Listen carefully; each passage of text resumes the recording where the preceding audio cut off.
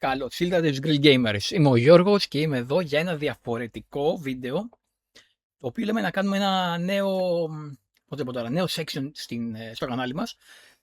Θα μιλάμε για σειρές και ταινίες. Θα κάνω εγώ την αρχή.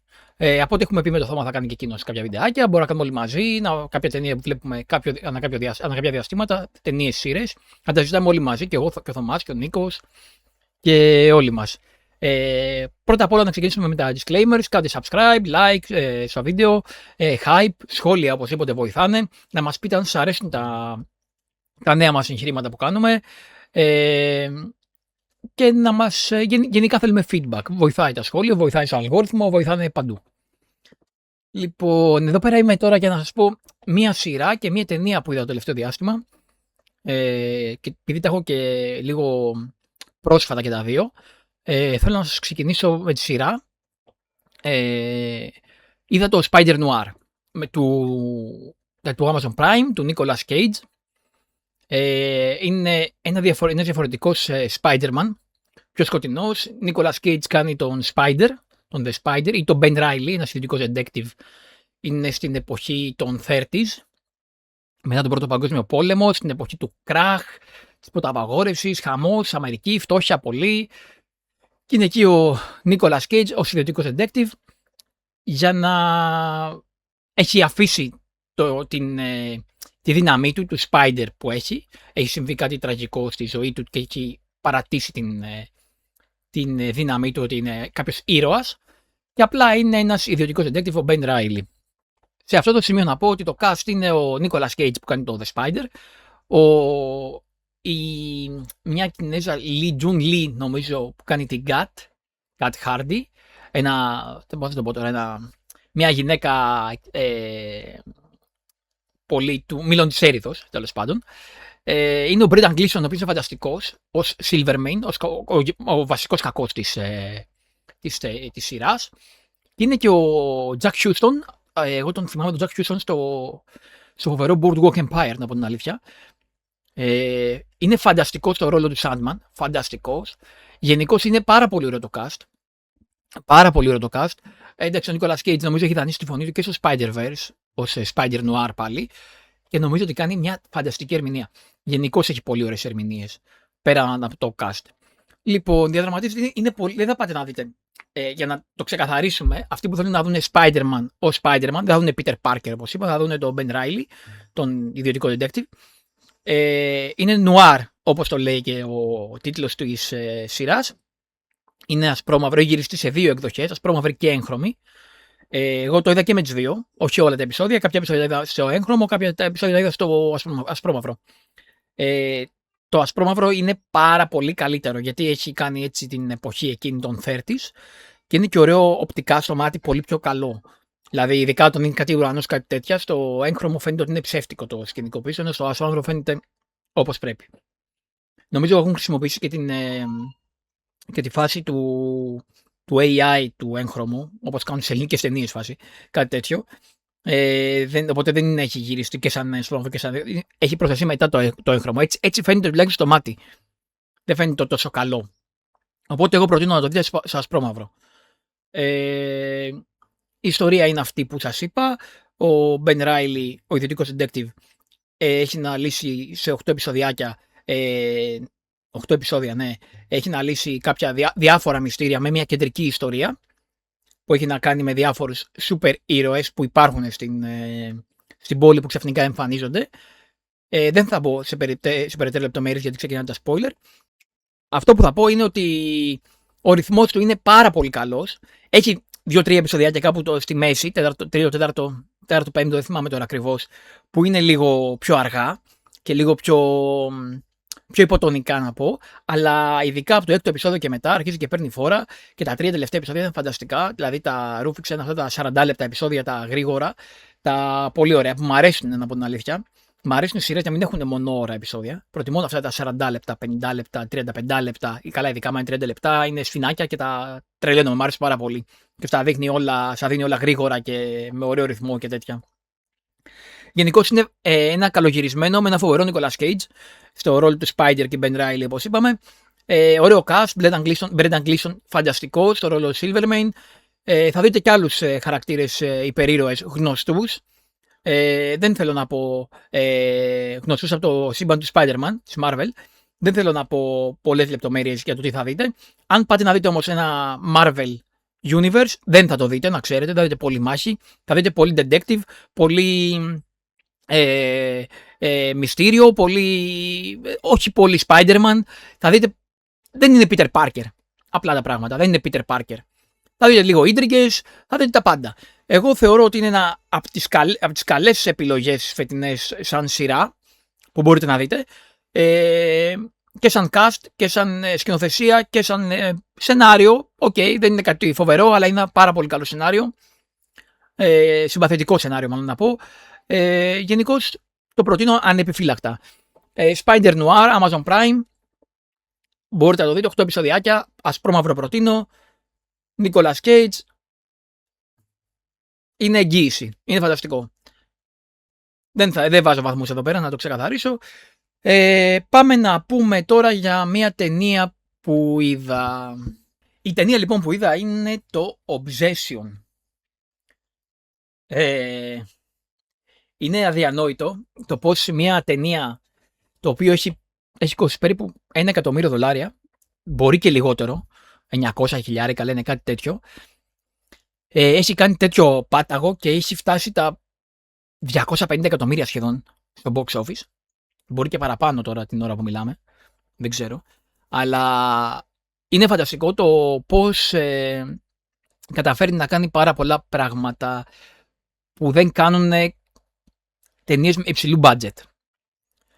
Μπορεί να σου περάσει με ένα απλό story, να πω το story βασικά της ταινίας, το Obsession, η αιμονή στα ελληνικά. Ένας πιτσιρικάς ο οποίος φοβάται να εξωτερικεύσει τον ερωτά του με μια κοπέλα, ο Μπέαρ. Θέλει να πει ότι εργάζεται με μια κοπέλα σε ένα δισκοπωλείο και είναι πολλά χρόνια, έχει κράσει μαζί της, αλλά δεν της έχει αναφέρει ποτέ τίποτα. Εκείνη το βλέπει σαν φίλο.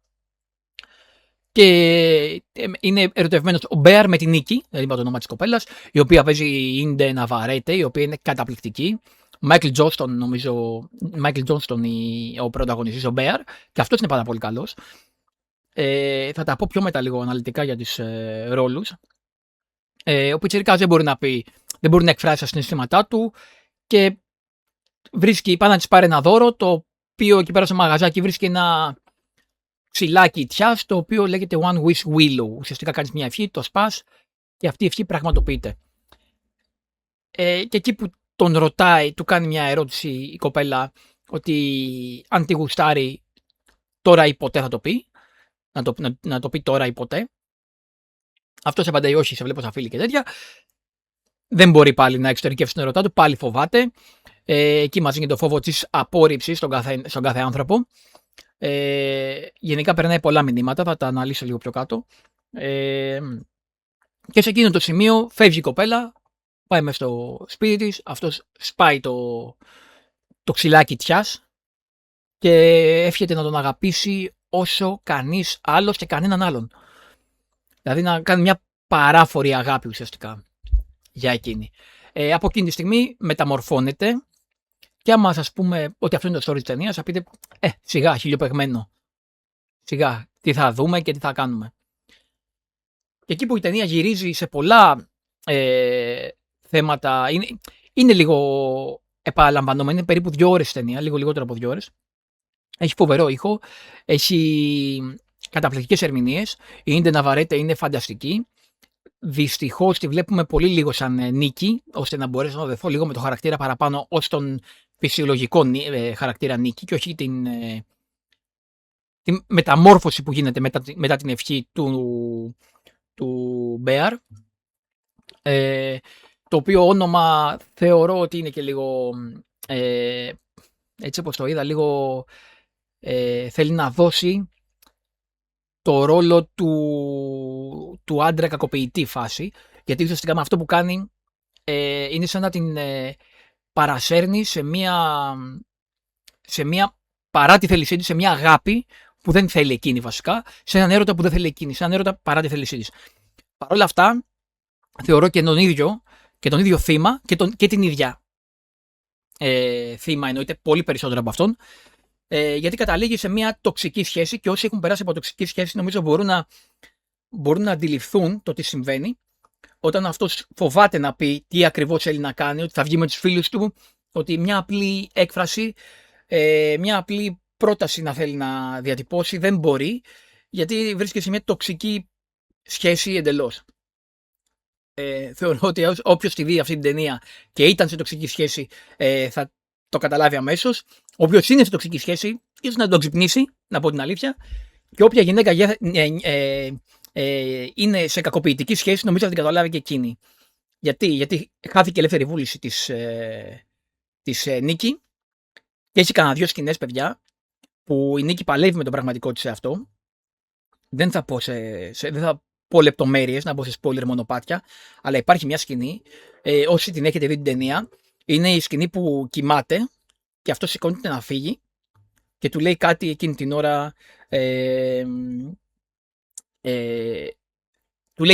ώρα, βασικά, δεν θα πω τι λεπτομέρειες. Εγώ εκείνη τη στιγμή ανατρίχιασα, ένιωσα μέσα μου ένα ψυχοπλάκωμα. Νομίζω ότι η Ναβαρέτα ήταν φανταστική, νομίζω το ρόλο τον έκανε εκπληκτικά. Τον πήρε και τον έσκησε, να το πω έτσι έτσι απλά και ομά. Πραγματικά έπαιξε τις κάλτσες που λέμε. Θεωρώ ότι είναι φανταστική ηθοποιός. Δεν την έχω ξαναδεί, δεν την ήξερα καν, ούτε αυτή ούτε τον πρωταγωνιστή, που ήταν και αυτός πάρα πολύ καλός. Γενικώς όποιος έπαιξε δεν ήταν αδιάφορος, ήταν πάρα πολύ καλοί όλοι. Ήταν 4 ουσιαστικά ηθοποιοί. Οι 2 αυτοί είναι οι κύριοι. Μιλάμε τώρα χαζομάρης. Αυτή ήταν η κύριοι πρωταγωνιστής. Εκείνη όλη η ταινία. Έχει φανταστικά σκηνικά, έχει φοβερό ήχο, πάρα πολύ ωραίο ήχο. Έχει jump scares, τα οποία δεν είναι φτηνά. Μπορώ να πω ότι με τρόμαξε σε κάποια σημεία. Ένιωσα αυτό το να θέλεις να σταματήσεις να το βλέπεις. Πώς θα το πω τώρα, δεν ξέρω, ένα ψυχοπλάκωμα μέσα μου, το οποίο έλεγα δεν μπορώ να δω άλλο. Πώς ήταν έτσι το έχω νιώσει το μη αναστρέψιμος με την Πελούτσι και το Βενσάν Κασέλ. Ότι δεν θέλω να δω άλλο, αλλά και όμως ήθελα να δω το παρακάτω, να δω τι θα γίνει και πώς θα γίνει. Με την Πελούτσι το μη αναστρέψιμος το νιώσα γιατί ήταν βίαιο. Εδώ το νιώσα γιατί ήταν βίαιο, ψυχικά βίαιο σαν ταινία. Ένιωσα αυτή την τοξικότητα, αυτή την κακοποίηση. Θεωρώ ότι ίσως έπρεπε να είχα δει λίγο παραπάνω την Νίκη ως Νίκη, για να δεθώ ακόμη περισσότερο μαζί της. Γιατί σαν ηθοποιός η Ίντε Ναβαρέτη ήταν φανταστική, όπως προείπα, και νομίζω ότι η Νίκη, άμα έδειχνε και τον πραγματικό της εαυτό από την αρχή, θα ήταν ακόμα μεγαλύτερο το contrast των συναισθημάτων και το contrast του χαρακτήρα της. Και θα έκανε ακόμα πιο δυνατή την ταινία. Μιλάμε για μία από τις καλύτερες ερμηνείες που έχω δει τα τελευταία χρόνια. Ένα από τα καλύτερα horror που έχω δει, και έχω δει και ένα άλλο τελευταία πριν 3-4 μήνες του Χοκούμ, που ήταν και αυτό πάρα πολύ ωραίο. Και γενικά επειδή είναι και του thriller η εποχή πολύ, δεν πρόλαβα να δω το Backrooms δυστυχώς. Ελπίζω να βγει σύντομα σε μια πλατφόρμα streaming να το δούμε. Μπορώ να πω ότι γενικώς το thriller ακμάζει. Οι ταινίες τρόμου ακμάζουν, όχι thriller, τρόμου ακμάζουν, είναι σε φανταστικό momentum. Και θεωρώ ότι το Obsession για μένα είναι άχαστο, παιδιά, άχαστο, γιατί δεν είναι μόνο η ταινία, δεν είναι μόνο ο τρόμος, είναι και αυτό που σου προσφέρει σαν ταινία. Έχει και σενάριο καλό, σενάριο απλό, αλλά σου προσφέρει καταπληκτικά. Νομίζω είναι φανταστικός ο τρόπος που σε κάνει να νιώθεις και έχει να σου δώσει και πράγματα. Έχει να σου δώσει νόημα η ταινία, δεν είναι απλά μια ταινία τρόμου. Ο Κάρι Μπάρκερ που κάνει την ταινία, ο σκηνοθέτης που είναι στην ταινία, δεν έχει κάνει τίποτα άλλο πέρα από κάτι μικρά βίντεο, σορτάκια σε YouTube, κάτι τέτοια. Δηλαδή δεν έχει κάνει τίποτα ιδιαίτερο. Θεωρώ ότι έχει να μας δώσει πολλά. Νομίζω και πιτσιρικάς, 25-26 χρονών, κάτι τέτοιο είναι. Έχει να μας δώσει πολλά στο είδος του horror. Και δεν είναι μόνο αυτός, όπως προείπα, είναι και άλλοι. Γιατί και του Backrooms ξεκίνησε από YouTube και εκείνος, και φαίνεται ότι το YouTube πλέον αρχίζει και κάνει δουλίτσα. Παίρνουν μια εμπειρία και μας δίνουν ωραία πραγματάκια στο σινεμά και φρέσκα πραγματάκια στο σινεμά. Είναι ένα πάρα πολύ καλό horror Το προτείνω ανεπιφύλακτα. Obsession, όσο παίζετε σινεμά, δεν χάνετε, παιδιά. Τρέχετε γρήγορα σε θερινά, σε ό,τι μπορείτε να πάτε να το δείτε. Πηγαίνετε, δείτε το. Παίζει ακόμα. Λοιπόν, αυτό ήταν το Grill TV, θα το ονομάσουμε, Grill TV. Αυτές ήταν οι σειρές και οι ταινίες που ήθελα να μιλήσω, η σειρά και η ταινία βασικά που ήθελα να μιλήσω. Έχω δει και άλλα, νομίζω οι επόμενες θα είναι το Windows Bay, γιατί το τελειώνω, είμαι κάπου στο 5ο-6ο επεισόδιο. Και το The Bear, έχω να δω ένα επεισόδιο ακόμα. Λογικά μπορώ να το κάνω το βιντεάκι την επόμενη εβδομάδα, ώστε το ανεβάσουμε. Θα μιλήσω και με το δωμάτιο. Το The Bear την 5η σεζόν. Είναι πάρα πολύ καλές εκπλήξεις αυτά τα δύο, γιατί το Bear, εντάξει, περίμενα ότι θα τελείωνε, να πω την αλήθεια, η προηγούμενη σεζόν και έλεγα δεν έχει τίποτα άλλο να μου δώσει. Και όμως η 5η σεζόν είναι καταπληκτική, τουλάχιστον μέχρι στιγμής. Θέλω να δω πώς θα τελειώσει για να έχω μια πλήρη άποψη. Αυτό είναι το Grill TV. Εύχομαι να σας άρεσε. Θέλω να κάνετε σχόλια, θέλω να κάνετε ένα subscribe στο κανάλι μας στους Grill Gamers, Hype, Instagram, TikTok, ακολουθήστε μας παντού. Grill Gamers Community στο Facebook. Και είμαστε εδώ, μείνετε εδώ πέρα. Έρχονται για τα επόμενα βιντεάκια νέα ψησιματάκια. Είμαστε εδώ να ψήνουμε στη σχάρα ταινίες, σειρές, παιχνίδια, τα πάντα όλα. Είμαστε εδώ για σας. Grill Gamers, μέχρι το επόμενο. Καλά ψησίματα. Τι είναι αυτό, αυτό είναι κατσανάκι. Πάρτο!